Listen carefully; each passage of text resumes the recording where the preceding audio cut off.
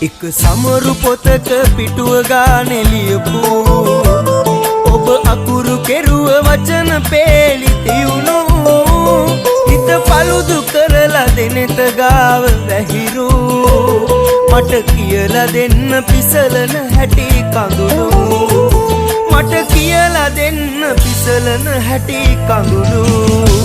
මතකයි ඉස්සර සතියන්ත දවසක අපි හමුවන හැම හැන්දෑවකදීම